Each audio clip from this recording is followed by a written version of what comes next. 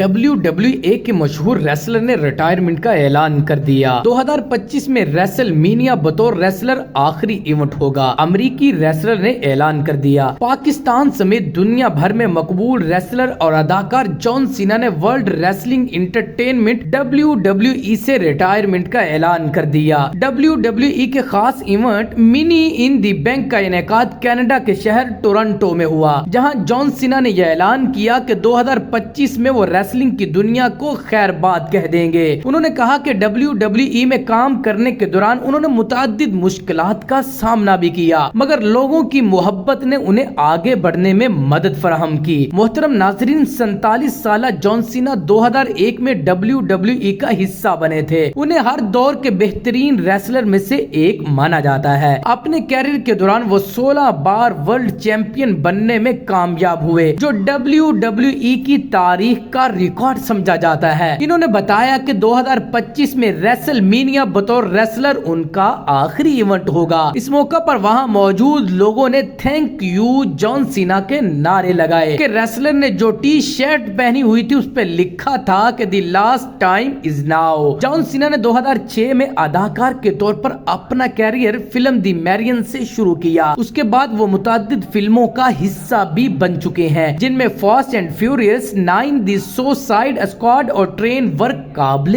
ذکر ہیں۔ 2018 سے وہ پارٹ ٹائم ریسلر کے طور پر WWE سے جڑے ہوئے ہیں۔ وہ قریب المرگ بچوں کی خواہشات پورے کرنے والے ادارے میک اے وش سے بھی منسلک ہیں۔ اس حوالے سے ان کا نام گنیز ورلڈ ریکارڈ میں بھی درج کیا گیا ہے۔ جان سینا نے میک اے وش فاؤنڈیشن کے لیے بچوں کی سب سے زیادہ خواہشات پورے کرنے کا عالمی ریکارڈ بھی اپنے نام کیا ہوا ہے۔